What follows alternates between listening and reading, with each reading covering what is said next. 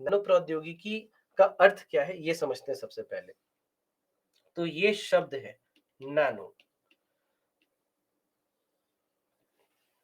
Nano जो शब्द है, नैनो शब्द कहाँ से आता है? नैनो शब्द का प्रयोग कहाँ पर करते हैं? जहां पर भी कुछ बहुत छोटा हो, वहां पर नैनो का प्रयोग करते हैं। तो इसीलिए इसको कई बार अति सूक्ष्म प्रौद्योगिकी भी कहा जाता है। हिंदी में आप देखेंगे कई जगह पर कई बार अति सूक्ष्म प्रौद्योगिकी भी इसको कहा जाता है। तो नैनो प्रौद्योगिकी देखने को मिले आपको या फिर कहीं पर आपको अति सूक्ष्म प्रौद्योगिकी देखने को मिले, तो आप समझ लीजिए कि यहाँ पर बात हो रही है नैनो प्रौद्योगिकी की। ठीक है? तो नैनो जो ये शब्द है, नैनो का शब्द होता है समझ लीजिए बौना। मतलब बिल्कुल अगर शाब्दिक अर्थ पर चले जाएं तो इसका अर्थ होता है बौना। लेकिन यहाँ पर हम उपयोग इसका कहाँ पर करते हैं? जहां पर भी हम किसी बहुत छोटे किसी वस्तु की बात करें, किसी पदार्थ की बात कर रहे हैं, तो वहां पर। लेकिन नैनो प्रौद्योगिकी विशेषकर हम यहाँ पर जब चर्चा कर रहे हैं तो 1 नैनोमीटर का जो पैमाना है वहां की बात की जा रही है। 1 नैनोमीटर कितना होता है? 1 नैनोमीटर कितने मीटर के बराबर होता है? जल्दी से कोई अगर मुझे बताए। 1 नैनोमीटर कितने मीटर के बराबर होता है?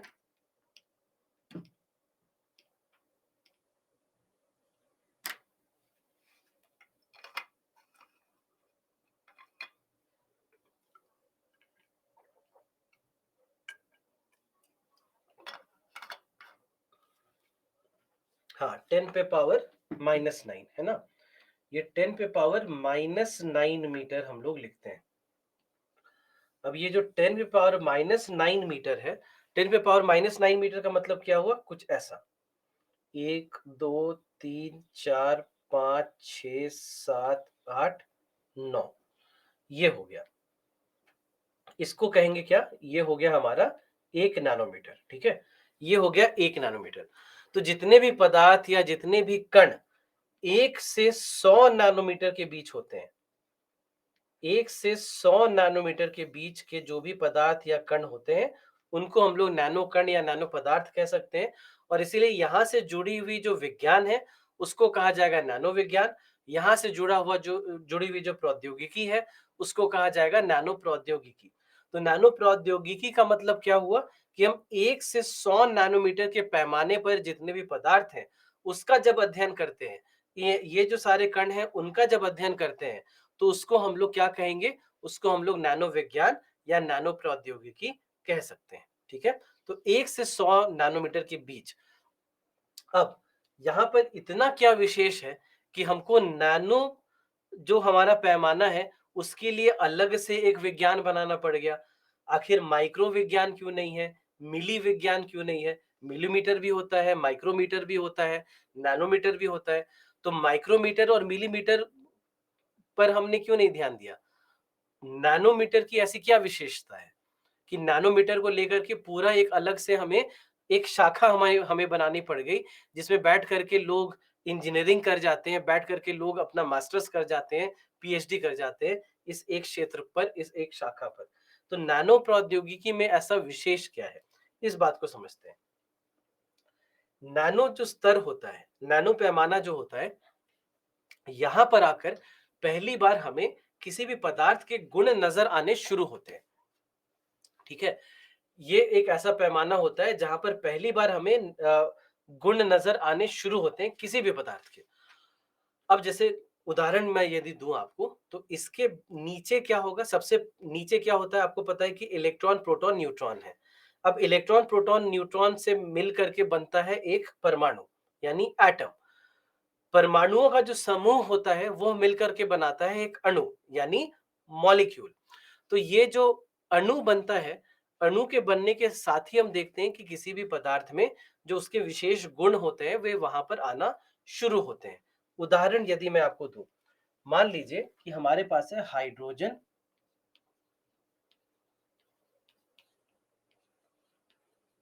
हमारे पास है हाइड्रोजन और ऑक्सीजन। ठीक है? हमारे पास है हाइड्रोजन और ऑक्सीजन। अब इसी हाइड्रोजन और ऑक्सीजन को यदि हम मिलाएं तो H2O बनता है। जो कि जल है, और यहीं से अगर हम चाहें तो H2O2 भी बनता है, जिसको हम लोग हाइड्रोजन पेरोक्साइड कहते हैं।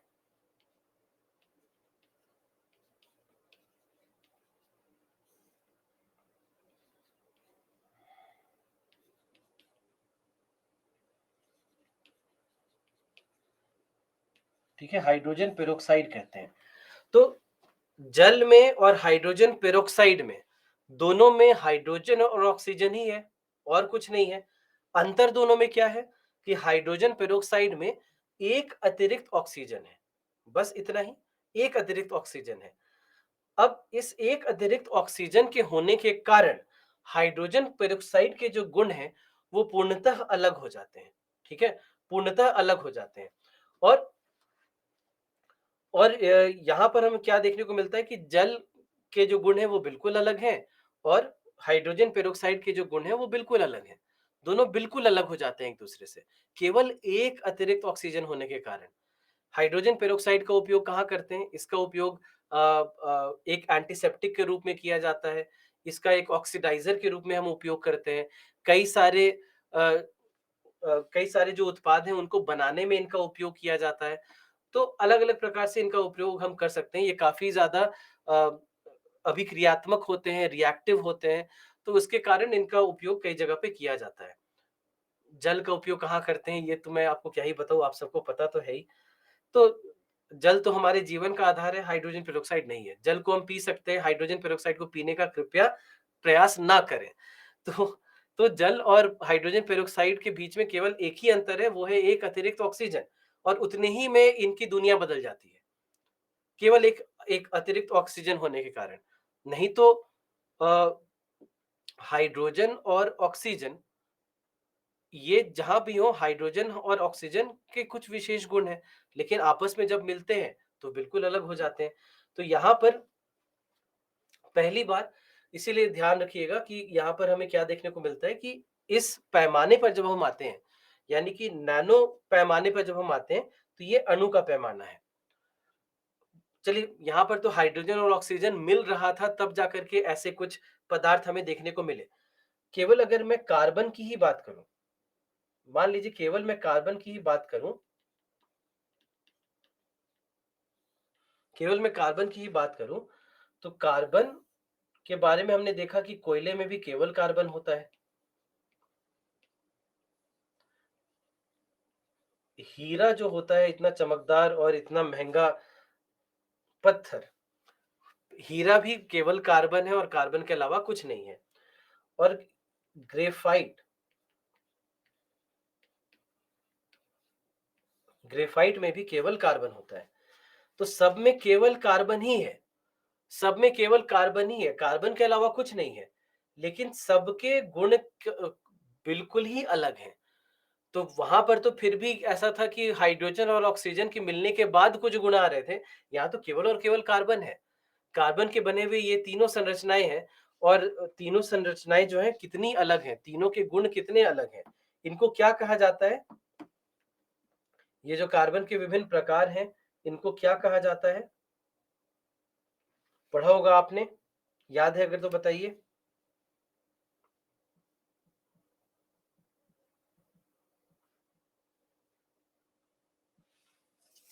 अपरूप कहा जाता है, बिल्कुल सही। इन सबको हम क्या कहते हैं? इनको कार्बन के अपरूप हम कह सकते हैं, कार्बन के अपरूप कहा जा सकता है इनको। अंग्रेजी में कहते हैं एलोट्रोप।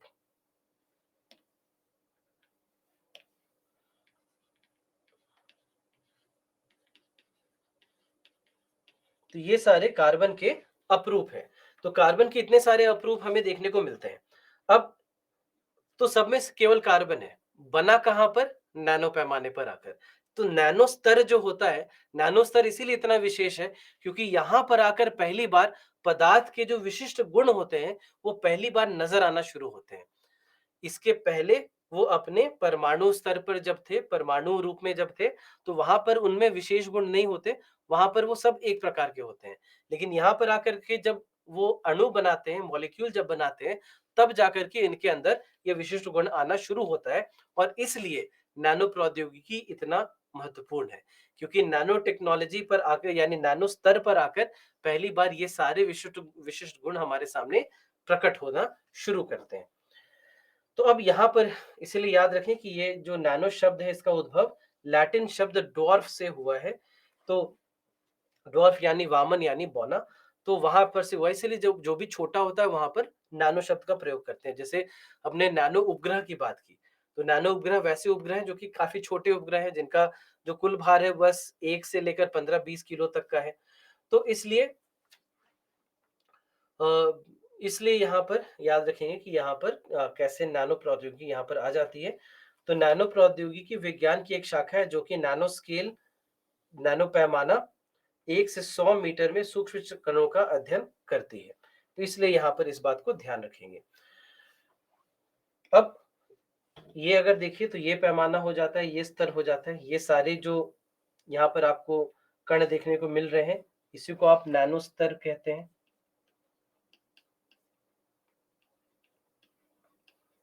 यही हमारा नैनो स्तर है।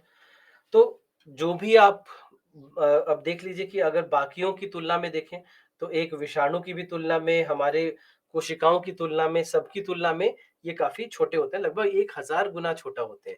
इसीलिए आज के दिनों में हम देखते हैं कि नैनो दवाओं का भी उपयोग किया जाता है, जिसको कि हमारे रुधिर कोशिकाओं के भीतर डाला जा सकता है, और जैसे जैसे हमारी रुधिर कोशिकाएं शरीर की एक अंग से दूसरे अंग जाएंगी, साथ साथ दवा को भी खींच कर ले जाएंगी। क्योंकि ये कितना है, ये है 5 माइक्रोमीटर, यानी कि लगभग हम समझ लीजिए कि जो भी नानो कण होंगे उनसे 1000 गुना ये बड़े होते हैं। तो आप समझिए कि 1000 गुना बड़े होते हैं नानो कण के तुलना में हमारी कोशिकाएं, इतनी बड़ी हो जाती हैं कोशिकाएं इनके स्तर के हिसाब से। तो इसीलिए ये स्तर, इस स्तर को समझना बहुत महत्वपूर्ण है यहाँ पर, कि क्यों यह स्तर इतना महत्वपूर्ण हो जाता है, क्यों हमें इनकी विशेषता इतनी देखने को मिलती है।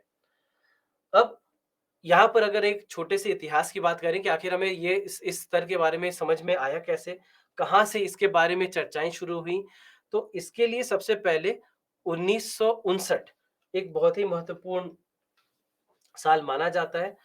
तो ये जानना जरूरी नहीं है आपके लिए इतिहास के बारे में, बस मैं आपको कहानियां यहाँ पर सुना दे रहा हूँ और कुछ नहीं। तो यहाँ पर से प्रश्न तो नहीं पूछे जाएंगे, परंतु और वो वैज्ञानिक है रिचर्ड फिनमैन। ठीक है, तो रिचर्ड फिनमैन नामक एक वैज्ञानिक है जो कि काफी प्रसिद्ध वैज्ञानिक थे के उस समय के काफी प्रसिद्ध वैज्ञानिक ये थे। और इसलिए प्रसिद्ध थे क्योंकि बहुत सारी जो जटिल प्रौद्योगिकी थी उसके ऊपर ये कार्य कर रहे थे। क्वांटम प्रौद्योगिकी में इनका कार्य था, क्वांटम यांत्रिकी में इनका कार्य था, परमाणु विज्ञान जो है वहां पर देखा गया कि वहां पर इनका कार्य था। तो अमेरिका के सबसे प्रमुख वैज्ञानिकों में से थे उस समय, और ये काफी लोकप्रिय थे, काफी प्रसिद्ध भी थे। तो जितने भी छात्र हैं, जितने भी बाकी वैज्ञानिक हैं, वो इनकी बात को बड़ा मानते थे, और ये जो भी बोले, ये जो भी करें, सबका ध्यान इनके ऊपर होता था। तो उन्होंने एक एक ये भाषण दे रहे थे ये 1959 में, जहां पर इन्होंने कहा, there is plenty of room at the bottom, ये उन्होंने कहा। तो यानी कि नीचे के स्तर पर अभी बहुत स्थान है, यानी कि बहुत कुछ है जो हमने नीचे के स्तर पर नहीं किया। तो कहने का इनका तात्पर्य ये था कि आज जो भी हम पढ़ते हैं, जो भी अध्ययन हम किया करते हैं, वो सारे अध्ययन जुड़े हुए हैं जो हमें नजर आता है उनसे, यानी हम जो आसपास अपने देख पाते हैं, हमारा सारा अध्ययन केवल और केवल उसी पर स्थित है।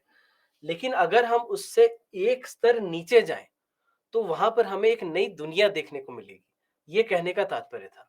अब जैसे ही इन्होंने ये बात कही, तो सारे विद्यार्थी, सारे जो बाकी वैज्ञानिक हैं, उनके भीतर एक नई आप कह सकते हैं कि अ, एक नई रुचि उनमें जागी।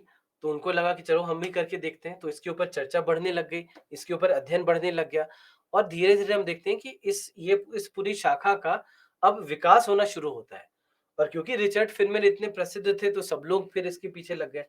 रिचर्ड फिनमैन की प्रसिद्धि की अगर बात की जाए, तो इनके तो ऊपर एक जीवनी, इनकी जो जीवनी भी छपी थी, वो किताब भी कितनी प्रसिद्ध हो गई। मतलब किसी वैज्ञानिक के ऊपर उसकी जीवनी के ऊपर छपी हुई किताब ज़्यादा प्रसिद्ध कभी नहीं होती, क्योंकि विज्ञान से जुड़े हुए लोग हमारे जैसे जो लोग होते हैं वही पढ़ते हैं, बाकी लोग नहीं पढ़ते। लेकिन इनकी जो जीवनी है ये बड़ी फेमस हुई। आप पाएँगे कि ये काफ़ी बिकी और दुनिया के सर्वोत्तम बिकने वाली किताबों में से एक बनी। किताब का नाम है surely you are joking mister Feynman, कि आप मज़ाक कर रहे हैं। कहने का मतलब यही हुआ। तो surely you are joking mister Feynman नाम की एक किताब थी जो कि इनके जीवनी के ऊपर आधारित थी, और वो किताब भी बहुत प्रसिद्ध हो गई, क्योंकि उसमें ऐसी-ऐसी कहानियाँ थी जिससे आपको समझ में आएगा कि ये इतने प्रसिद्ध वैज्ञानिक क्यों हुए। इन्होंने अपने से पहला रेडियो अपने लिए तब बनाया था, ये जब 10 या 11 वर्ष के रहे होंगे। तो क्योंकि उस समय ये पढ़ाई नहीं कर रहे थे, कुछ-कुछ इधर-उधर का काम कर रहे थे, तो जैसे हम सबकी माँ जैसे होती हैं, वैसे इनकी भी माँ थी। जा कर के डाँट करके भगाया उन्होंने, बोला कि जाके पढ़ाई करो। तो और इसीलिए उनसे रेडियो छीन लिया और बोला गया कि उनको जाकर के अपने कमरे में जाओ और पढ़ाई करो। कमरे में बैठ कर के उन्होंने अपने से एक रेडियो बना लिया जो कि आस-पास के रेडियो स्टेशन से जो जो तरंगे हैं उसको खींचकर वो रेडियो सुन पाते थे। ये तब उन्होंने किया जब ये 10-11 साल के थे। तो इस प्रकार की बहुत सारी घटनाएँ हैं, बहुत सारी कहानियाँ हैं जो कि इस किताब में हैं, तो इसके कारण ये किताब किताब काफ़ी रोचक हो जाती है और इसलिए ये किताब इतनी प्रसिद्ध हुई। तो इसीलिए रिचर्ड फेनमैन पिछली एक पीढ़ी का कह लीजिए कि सबसे प्रसिद्ध वैज्ञानिकों में से एक रहे हैं, और इनकी बहुत बड़ी भूमिका रही है इस नैनो प्रौद्योगिकी के विकास में। उसके बाद फिर इसके ऊपर चर्चाएँ तो शुरू हो गईं, इसके ऊपर अध्ययन तो शुरू हो गया, लेकिन 1974 में जाकर के इसका नामकरण हुआ। 1974 में एक जापानी प्रोफ़ेसर हैं, जिनका नाम था नोरियो तानीगुची, और ये जो नोरियो तानीगुची है, नोरियो तानीगुची ने इसका नामकरण किया। उन्होंने दिया ये शब्द नैनो प्रौद्योगिकी, यानी नैनो टेक्नोलॉजी। तो इसके बाद आप कह सकते हैं कि एक सुव्यवस्थित रूप से ये जो शाखा है, ये कार्य करना शुरू कर देती है अब। लेकिन इससे भी इतना क अभी भी बहुत ज़्यादा कार्य नहीं हो पा रहा था, क्योंकि जो भी हम अध्ययन कर रहे थे, वो एक सैद्धांतिक अध्ययन ही था। क्योंकि हम इस स्तर पर देख नहीं सकते थे। हमारे पास ऐसा कोई भी माइक्रोस्कोप नहीं था, जो कि नैनो स्तर तक जाकर देख पाए। और ये भी बदलता है 1981 में, जहाँ पर आता है scanning tunneling microscope. Scanning tunneling microscope के होने के पहले तक हमारे पास जितने भी माइक्रोस्कोप थे, वो नैनो स्तर तक देख पाने की क्षमता नहीं रखते थे। तो इसीलिए नैनो प्रौद्योगिकी संबंधी जो भी अध्ययन हो रहा था, जो भी शोध कार्य हो रहे थे, वो सब एक सैद्धांतिक रूप में हो रहे थे। लेकिन अब जैसे ही स्कैनिंग टनलिंग माइक्रोस्कोप हमारे पास आता है, तो उसके बाद हम क्या देखते हैं? उसके बाद हम ये देखते हैं कि अब यहाँ से चीज़ें बदलने लग जाती हैं, क्योंकि अब हमारे पास ये क्षमता है कि हम देख पाते हैं इस स्तर तक। अब हमारे पास क्षमता है कि हम नैनो स्तर तक भी देख पाने की क्षमता रखते हैं। तो इसीलिए ये स्कैनिंग टनलिंग माइक्रोस्कोप का आविष्कार एक बहुत ही बड़ी और बहुत ही महत्वपूर्ण घटना थी नैनो प्रौद्योगिकी के विकास के क्रम में। अब ये स्कैनिंग टनलिंग माइक्रोस्कोप होता क्या है, ये समझ लें सबसे पहले। तो स्कैनिंग टनलिंग माइक्रोस्कोप का अर्थ क्या है? तो यहाँ पर देखिए स्कैनिंग टनलिंग माइक्रोस्कोप काम कैसे करता है, पहले मैं ये बता दूं, और इसके पीछे क्या-क्या सिद्धांत काम करते हैं फिर मैं वो बता दूं। तो काम कैसे करता है कि कोई भी यदि सतह, मान लीजिए ये सतह है, तो इसमें बिल्कुल एक नुकीली टिप होगी, जो नुकीला छोर होगा जो कि इस सतह तक आएगा, और इस सतह पर थोड़ा-सा ये दबाव डालेगा, ठीक है? इस सतह पे थोड़ा-सा दबाव डालेगा, और जैसे ही इस सतह पर ये दबाव डालता है, तो सतह के दबाव डालने से हम देखते हैं कि यहाँ पर से इलेक्ट्रॉन हमें प्राप्त होते हैं। यहाँ पर से विद्युत यहाँ पर उत्पादन हो जाता है। एक बहुत ही छोटे पैमाने पर यहाँ पर विद्युत उत्पन्न होता है, और यही जो विद्युत उत्पन्न होता है, इसी के माध्यम से हम इस सतह को समझ पाते हैं। इस सतह के भीतर तक जाकर के हम इसका बोध कर पाते हैं, इसको समझ पाते हैं। तो ऐसा कुछ होते हुए देखते हैं कि एक धातु की बनी हुई नुकीली टिप होती है, जो कि सतह पर आकर के इस पर दबाव डालेगी, और इसके माध्यम से यहाँ पर कुछ इलेक्ट्रॉन निकलेंगे, विद्युत उत्पादन होगा एक बहुत छोटे पैमाने पर, और उसके माध्यम से सतह के अंदर, सतह के भीतर क्या है, उसको हम देख पाते हैं, उसको हम स्कैन कर पाते हैं। इसलिए इसको स्कैनिंग टनलिंग माइक्रोस्कोप कहा जाता है। तो 2 यहाँ पर अवधारणाएँ हैं, 2 सिद्धांत हैं जिसको जानना आवश्यक है। पहला है टनलिंग। एक है टनलिंग का क्वांटम यांत्रिकी प्रभाव। तो आखिर ये टनलिंग होता क्या है? टनल मतलब क्या होता है? सुरंग, है ना? टनल का मतलब सुरंग होता है। तो एक प्रकार से हम ये कह रहे हैं कि यहाँ पर एक सुरंग बनाया जा रहा है, ठीक है? यहाँ पर एक सुरंग है जो कि हम बना पा रहे हैं, और ये सुरंग कौन बना रहा है? इलेक्ट्रॉन बना रहे हैं। इलेक्ट्रॉन एक सुरंग बनाकर इस सतह के भीतर तक चले जा रहे हैं। तो इसी सुरंग बनाने की प्रक्रिया को टनलिंग कहते हैं, ठीक है? तो टनलिंग का मतलब क्या हुआ? इलेक्ट्रॉन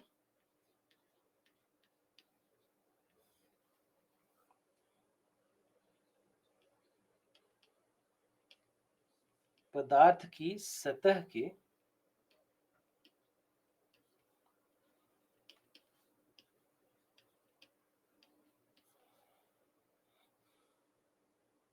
सतह के भीतर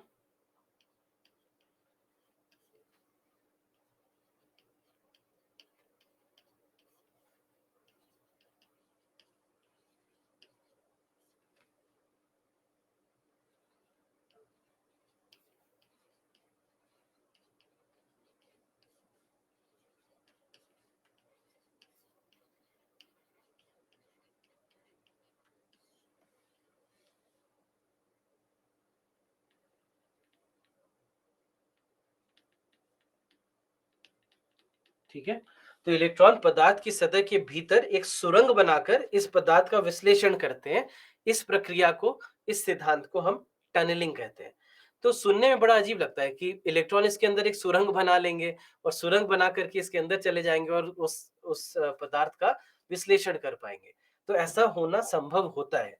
तो अब जैसे इलेक्ट्रॉन को सामान्यतः जब हम सोचते हैं तो इलेक्ट्रॉन की तो संख्या की गणना हम कर पाते हैं। तो एक एक कण के रूप में हम देखते हैं इलेक्ट्रॉन को, परंतु इलेक्ट्रॉन केवल एक कण के रूप में नहीं कार्य करते। कई बार आप पाएंगे कि इलेक्ट्रॉन एक तरंग के रूप में भी कार्य करते हैं। तो इसीलिए एक किसी भी इलेक्ट्रॉन का दो प्रारूप होता है। एक प्रारूप होता है उनका कण का प्रारूप, और दूसरा प्रारूप होता है उनके तरंग होने का प्रारूप। तो इसीलिए हम कहते हैं कि उनका उनकी दो परिस्थितियां देखने को मिलती हैं, दो प्रारूप हमें देखने को मिलते हैं। तो इसीलिए दोनों ही प्रारूपों को समझना जरूरी है, और यहाँ पर जो उनका तरंग का प्रारूप है वो हमें देखने को मिलता है कि जैसे मान लीजिए कि ये सतह है, ये अगर सतह है, ये पदार्थ है, तो इसके भीतर घुस जाते हैं। इसके भीतर घुसने की उनके पास क्षमता होती है, ठीक है? उसके भीतर घुसने की इनकी क्षमता होती है इस प्रकार से कि एक तरंग के रूप में ये आएंगे और इस सतह के भीतर घुस जाएंगे कुछ इस प्रकार से, ठीक है? तरंग इसके भीतर घुस जाएंगे इस प्रकार से। तो इसीलिए हम देखते हैं कि ये जो है ये और अंदर घुस गए तो उसका विश्लेषण वो अंदर घुस के कर सकते हैं। तो एक प्रकार से यहाँ पर इन्होंने एक सुरंग बना लिया, इस पदार्थ के भीतर घुसने के लिए एक सुरंग बना लिया। इसी को हम लोग टनलिंग कहते हैं।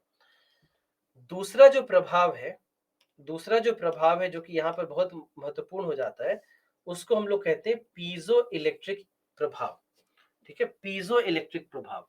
तो ये पीजो इलेक्ट्रिक प्रभाव क्या होता है इसको भी समझिए कि पीजो इलेक्ट्रिक प्रभाव का मतलब क्या है। तो पीजो इलेक्ट्रिक प्रभाव जो है, इस तरह से इसको लिखते हैं, पीजो इलेक्ट्रिक, ठीक है? तो पीजो इलेक्ट्रिक प्रभाव क्या होता है? जब भी ऐसा संभव हो कि यदि आप दबाव के कारण या किसी तनाव के कारण यदि आप अ, विद्युत उत्पन्न कर पाते हैं, तो उसको पीजो इलेक्ट्रिक प्रभाव कहते हैं। हमने क्या पढ़ा कि ये जो सतह होगा, इस पर आप दबाव डालेंगे, है ना? और इस पर जब दबाव डालते हैं तो दबाव डालने से इलेक्ट्रॉन उत्पन्न होते हैं या विद्युत उत्पन्न होते हैं, और यही इलेक्ट्रॉन है जो बाद में सुरंग बनाकर अंदर घुस जाएंगे। तो ये अगर कहीं पर भी ऐसा संभव हो कि आप दबाव बना करके, दबाव डाल करके यदि आप इलेक्ट्रॉन उत्पन्न कर सकते हैं या विद्युत उत्पन्न कर सकते हैं, तो उसको पीजो इलेक्ट्रिक प्रभाव कहा जाता है। तो पीजो इलेक्ट्रिक प्रभाव का अर्थ क्या हुआ? यदि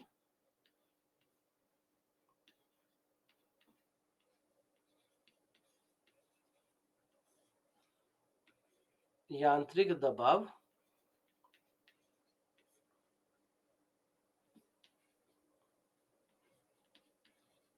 या तनाव के माध्यम से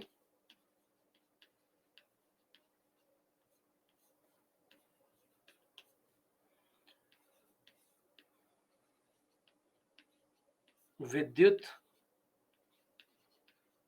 उत्पन्न की जाए तो उसको हम लोग क्या कहेंगे, उसको हम लोग पीजो इलेक्ट्रिक प्रभाव कहेंगे। तो यही यहाँ पर हो रहा है कि विद्युत उत्पादन का मतलब क्या है कि इलेक्ट्रॉन का यहाँ पर उत्पादन किया जा रहा है और यही इलेक्ट्रॉन फिर सुरंग बनाकर अंदर चले जाएंगे और स्कैन करेंगे। तो इस प्रकार से स्कैनिंग टनलिंग माइक्रोस्कोप जो है ये दो सिद्धांतों पर आधारित है। ठीक है, तो ये दो सिद्धांत पर आधारित है, एक टनलिंग का सिद्धांत और दूसरा पीजो इलेक्ट्रिक प्रभाव। तो पीजो इलेक्ट्रिक प्रभाव, बहुत सारे ठोस पदार्थ होते हैं जिनमें पीजो इलेक्ट्रिक प्रभाव देखा जाता है। पिछले साल अ, एक बहुत बड़ी नई खोज है जो कि समाचारों में था, और ये नई खोज ये है कि पहली बार वैज्ञानिकों ने एक तरल पदार्थ में भी पीजो इलेक्ट्रिक प्रभाव देखा। अभी तक जितने भी पीजो इलेक्ट्रिक प्रभाव देखे गए थे वो सब केवल ठोस पदार्थों में देखे गए थे। तो ठोस पदार्थ में पीजो इलेक्ट्रिक प्रभाव तो देखे गए, कई सारे क्रिस्टल रूपों में पीजो इलेक्ट्रिक प्रभाव देखा गया है, लेकिन पिछले साल पहली बार तरल पदार्थ में भी पीजो इलेक्ट्रिक प्रभाव देखने को मिला। यानी कि किसी अगर जैसे कि जल पे भी अगर दबाव डालते हैं तो वहां से भी पीजो इलेक्ट्रिक प्रभाव उत्पन्न हो सकता है। ये पहली बार खोज की गई पिछले साल। तो इसीलिए ये बहुत ही महत्वपूर्ण एक नई घटना हमें यहाँ पर देखने को मिली कि पीजो इलेक्ट्रिक प्रभाव किस प्रकार से कार्य करता है, न केवल ठोस पदार्थों में बल्कि तरल पदार्थों में भी। ये पिछले साल समाचार में था, तो इसीलिए आपको ये जानना चाहिए कि पहली बार ऐसा देखा गया। अब हमारे पास आ गया स्कैनिंग टनलिंग माइक्रोस्कोप।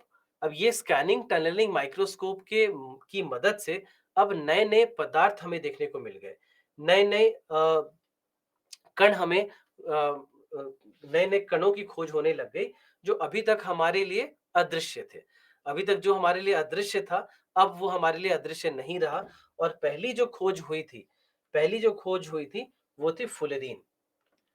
ये देखिए, ये है फुलेरीन, इसको हम लोग कहते हैं बकमिंस्टर फुलेरीन।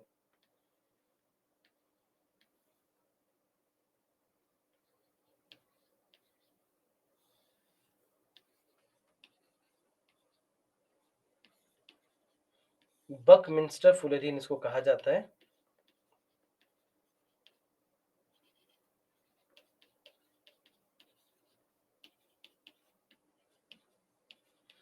तो सबसे पहले इसकी खोज की गई 1985 में, इसकी खोज होती है 1985 में इसकी खोज होती है।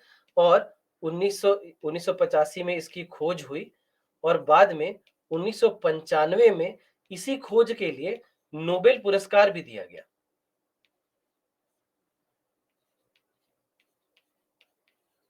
इस खोज के लिए 1985 में नोबेल पुरस्कार भी दिया गया। तो आप पाएंगे कि अब यहाँ पर बहुत सारे नए नए नोबेल पुरस्कार आने शुरू होंगे, क्योंकि बिल्कुल ही एक नया विज्ञान बनकर ये उभरा, है ना। बिल्कुल ही एक नया विज्ञान बनकर उभरा। तो वैसे में हम देखते हैं कि यहाँ पर कई सारे नोबेल पुरस्कार हैं जो कि पिछले 20-25 वर्षों में सब के सब नैनो प्रौद्योगिकी पर गए हैं। 2023 2023 का भी जो नोबेल पुरस्कार है वो क्वांटम डॉट के खोज के लिए हुआ। आगे हम लोग पढ़ेंगे क्वांटम डॉट। तो 2023 में भी आप देखेंगे, पीछे चले जाइए 2021 में भी, उसके पीछे चले जाइए 2016 में भी, उसके पीछे चले जाइए 2011 2010 में भी। हर चौथे पांचवें साल जो नोबेल पुरस्कार अभी मिल रहा है वो सब के सब कहाँ जा रहा है, वो सब का सब जा रहा है नैनो प्रौद्योगिकी पर। क्योंकि बिल्कुल नया विज्ञान है। आप सोचिए कि 1974 तक तो नाम तक नहीं था, 1981 तक तो हम देख भी नहीं पाते थे। तो एक तरह से कह लीजिए कि 1981 में तो पहली बार शुरुआत होती है नैनो प्रौद्योगिकी की। इसके पहले तक तो जो भी पढ़ रहे थे हम लोग बस थ्योरी थी, बस सिद्धांत था और कुछ नहीं था। तो बहुत नया विज्ञान है, क्योंकि बाकी आप समझिए कि अंतरिक्ष विज्ञान के बारे में हम हजारों वर्षों से जानते हैं, जैव प्रौद्योगिकी के बारे में हम सैकड़ों वर्षों से जानते हैं, ऊर्जा के जो जितने अलग अलग पहलुओं की चर्चा की कम से कम 100 वर्षों से तो जानते ही जानते हैं। और उन सब के बाद जब हम देखते हैं यहाँ पर नैनो प्रौद्योगिकी, तो सारी जो हमारी जानकारी है, सारे जो हमारे सिद्धांत हैं वो तो सब के सब हमने पिछले 20-30 सालों में ही सीखा है। तो बहुत ही नया विज्ञान है, बाकी सारे विज्ञान के तुलना में बहुत ही नया विज्ञान है और बहुत ही जटिल विज्ञान भी है। आसान नहीं है नैनो प्रौद्योगिकी पर कार्य करना और इनकी समझ बना पाना। तो बहुत मुश्किल हो जाता है। तो इसीलिए ये देखते हैं हम कि यहाँ पर नए खोज काफ़ी सारे हो रहे हैं और नए खोज होते के साथ-साथ हमें देखने को मिल रहा है कि उस पर नोबेल पुरस्कार भी मिलते चले जा रहे हैं। उसी प्रकार से है कार्बन नैनो ट्यूब। तो कार्बन नैनो ट्यूब की भी खोज जो है ये 1993 में हुई। 1985 में फ्लोरीन, 1993 में कार्बन नैनो ट्यूब। अब फ्लोरीन और कार्बन नैनो ट्यूब दोनों को यदि देखें तो आपको संरचना में एक समानता नजर आएगी। संरचना में क्या समानता है आप यदि देखिए तो ये देखिए, ये 1 कार्बन, 2 कार्बन, 3 कार्बन, 4 कार्बन, 5, 6। तो ये 6 कार्बन से इस प्रकार से जुड़ा हुआ आपको नजर आएगा, है ना? 6 कार्बन से जुड़ा हुआ इस प्रकार से आपको नज़र आएगा। तो गेंद के प्रकार बिल्कुल एक फुटबॉल की तरह आपको नज़र आ रहा है। लेकिन आप एक लेकिन साथ-साथ आप ये भी देख सकते हैं कि यहाँ पर 6 कार्बन हैं, जो कि एक साथ जुड़े हुए हैं। तो एक प्रकार से एक षटकोणीय आकृति है जो आपको नज़र आएगी, है ना? एक षटकोणीय आकृति, षटकोण जो हेक्सागोन जिसको कहते हैं, तो एक षटकोणीय आकृति आपको नज़र आएगी यहाँ पर। लेकिन एक फुटबॉल के रूप में, एक गेंद के रूप में आप इसे समझ सकते हैं। कार्बन नैनो ट्यूब जो है वो बिल्कुल एक सिलेंडर की तरह है, एक ट्यूब की तरह है, इसीलिए कार्बन नैनो ट्यूब का नाम दिया गया। लेकिन यहाँ पर भी देखिए, यहाँ पर भी 6 कार्बन परमाणु हैं जो कि एक दूसरे से जुड़े हुए हैं। तो यहाँ पर भी आपको ये षटकोणीय आकृति देखने को मिलेगी। लेकिन इनकी व्यवस्था थोड़ी अलग है। व्यवस्था इनकी थोड़ी अलग है। फ्लोरीन में बिल्कुल गेंद जैसा था, यहाँ पर एक सिलेंडर जैसा है। तो यही अंतर यही है दोनों में, लेकिन दोनों में आप देख सकते हैं कि दोनों में आपको षटकोणीय आकृति पूरे कार्बन नैनो ट्यूब में भी देखने को मिलेगी। अब ये जो कार्बन नैनो ट्यूब हमें मिले, इनके विभिन्न लाभ हमें देखने को मिले। अलग-अलग प्रकार से हमें देखने को मिला कि इनके जो गुण हैं, इनका उपयोग कई तरह से हम चाहें तो कर सकते हैं। तो जैसे उच्च तापीय और विद्युत चालकता देखी गई, प्रकाशीय गुण देखे गए, लचीलापन देखा गया, उच्च कठोरता देखी गई, बेहतर तन्यता देखी गई, बहुत हल्के ये होते हैं और बहुत आराम से इनका रूपांतरण किया जाता है जा सकता है और अलग-अलग प्रकार से इसका उपयोग किया जा सकता है। तो इसीलिए कार्बन नैनो ट्यूब का उपयोग हम बहुत प्रकार से कर सकते हैं, बहुत तरह के अनुप्रयोग हमें देखने को मिलते हैं। तो साइकिल के घटक के रूप में, पवन टरबाइन में, पेंट बनाने में, खेल उपकरण में, विद्युत सर्किट में, लंबी अवधि वाली बैटरी बनाने में, इलेक्ट्रॉनिक्स में तो बहुत ज़्यादा उपयोग करते हैं। तो हर प्रकार से इसका उपयोग देखने को मिलता है। साथ ही साथ कई सारे हमारे भावी उपयोग भी हमें देखने को मिलते हैं कि आज जहाँ पर हम लोग उपयोग कर रहे हैं, इसके अलावा कई सारे ऐसे क्षेत्र हैं जहाँ पर इनका उपयोग किया जा सकता है। तो कहाँ-कहाँ कर रहे हैं, कहाँ-कहाँ कर सकते हैं, ये सारी बातें आपको जानना चाहिए। तो ये एक तथ्यात्मक भाग है, लेकिन बस इसको जानें कि कहाँ-कहाँ पर इसका उपयोग कर सकते हैं। आगे कल हम और इसको डिटेल में भी पढ़ेंगे कि क्यों हम इसका उपयोग करते हैं, कैसे इसका उपयोग करते हैं, ये सारी बातें हम लोग कल पढ़ लेंगे। लेकिन इतना आप जान लीजिए कि इसके अनुप्रयोग जो हैं, ये कई सारे हैं और कई तरह से इनका अनुप्रयोग हमें देखने को मिलता है। एक बड़ा ही रोचक प्रश्न है जो कि आपकी 2020 के प्रश्न पत्र में पूछा गया था। एक बार देख लीजिए इस प्रश्न को। इसका इसके लिए मैं पोल नहीं लॉन्च करूँगा। इसके लिए मैं पोल नहीं लॉन्च करूँगा, उसका एक कारण है। तो आप पढ़ लीजिए ये प्रश्न, उसके बाद फिर इस प्रश्न का उत्तर समझते हैं।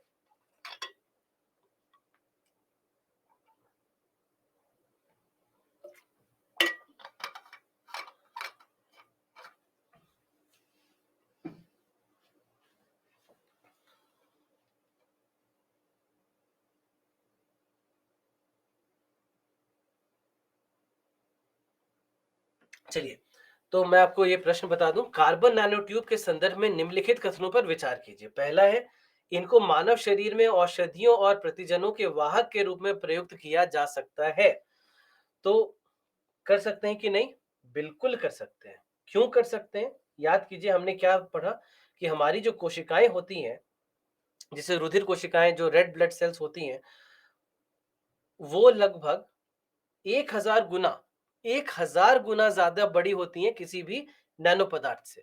तो बड़े आराम से नैनो पदार्थ को या नैनो कणों को आप रुधिरकृत कोशिकाओं के भीतर घुसा सकते हैं और फिर वो शरीर से एक एक स्थान से दूसरे स्थान चली जाएंगी। तो इसीलिए औषधियों और प्रतिजनों के वाहक के रूप में इसका प्रयोग हम बिल्कुल कर सकते हैं।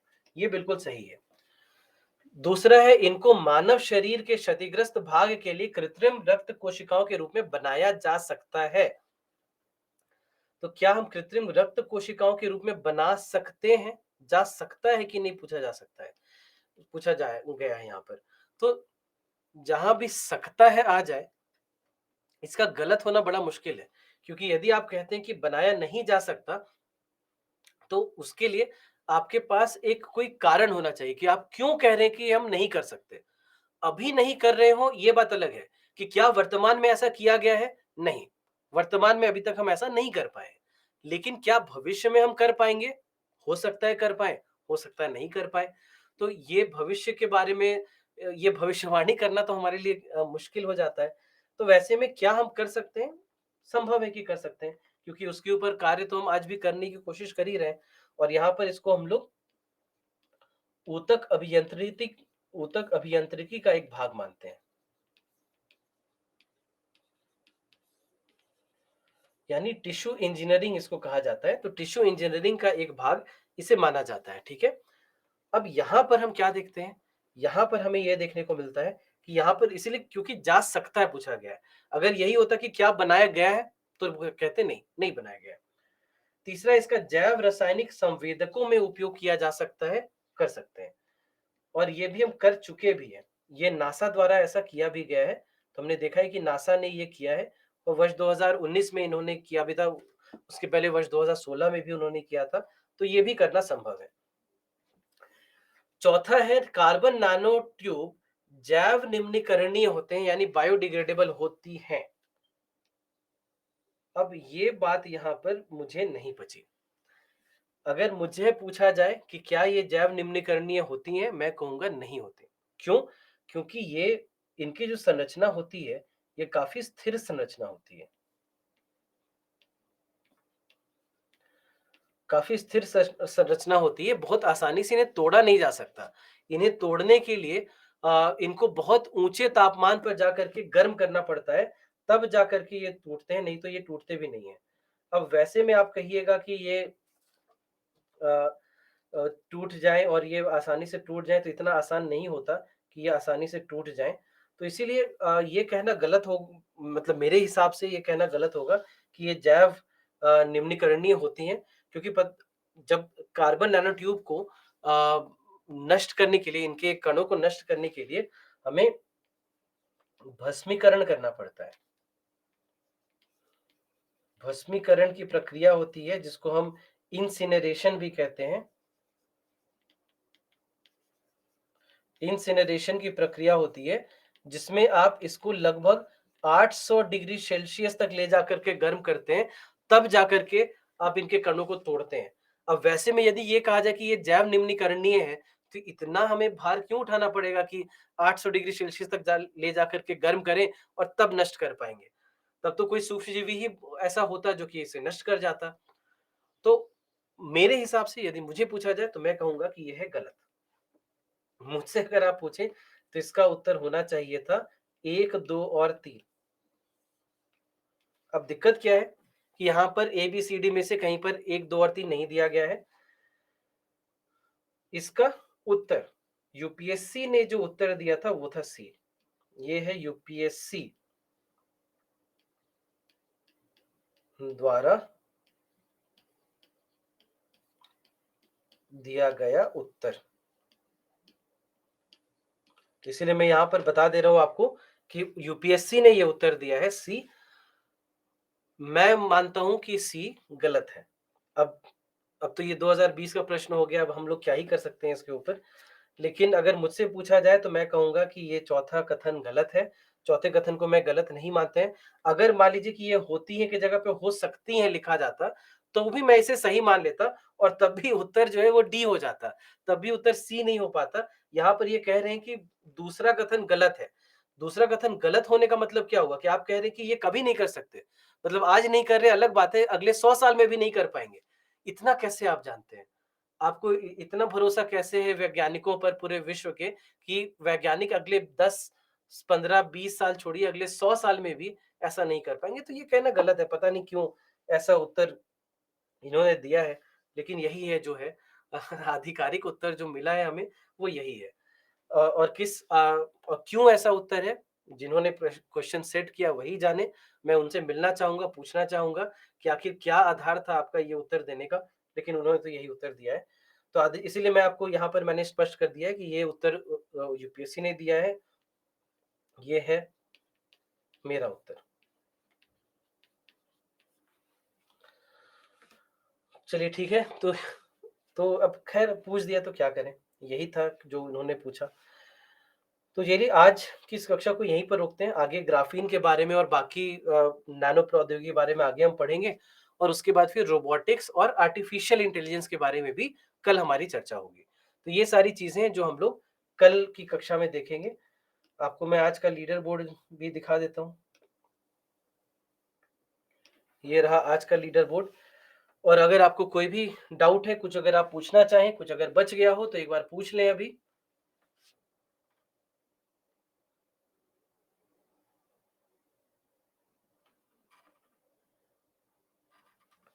तो ये है लीडर बोर्ड, काफ़ी लोगों ने बिल्कुल सही उत्तर दिया है, देख कर के अच्छा लगा। अरे बाप रे! आज तो बहुत अच्छा सबके यहाँ पर जितने लोगों का नाम है सबने सही उत्तर दिया, सबके सब सही उत्तर दे दिए, बहुत अच्छी बात है, चलिए मज़ा आया। सबको बहुत-बहुत बधाई, खुद को भी बधाई दें कि सब उत्तर आप सही दे रहे हैं।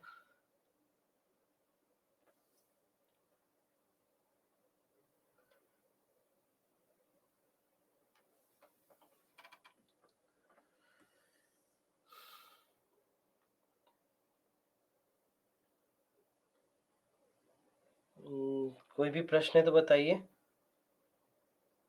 सुना है कि डायमंड से डेथ हो जाती है, नहीं ऐसा तो कुछ नहीं, हम तो हज़ारों साल से इसे एक अ, इसका उपयोग करते आ रहे हैं, तो ऐसा तो नहीं है। मिठाई कौन-सी? जो आपकी श्रद्धा हो, अभय भेज दीजिए मेरे पास।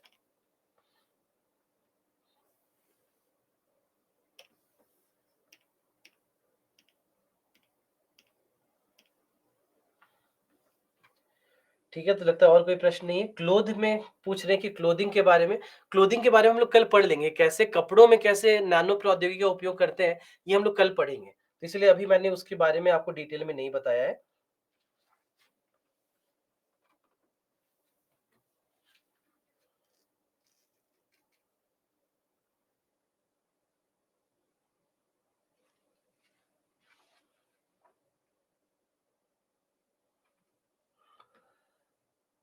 ठीक है, तो चलिए आज की कक्षा को यहीं पर रोकते हैं। आगे बढ़ेंगे इसमें कल और उसके बाद फिर रोबोटिक्स और आर्टिफिशियल इंटेलिजेंस दोनों बहुत छोटे-छोटे से चैप्टर हैं, उनको भी हम लोग कल पढ़ लेंगे। धन्यवाद।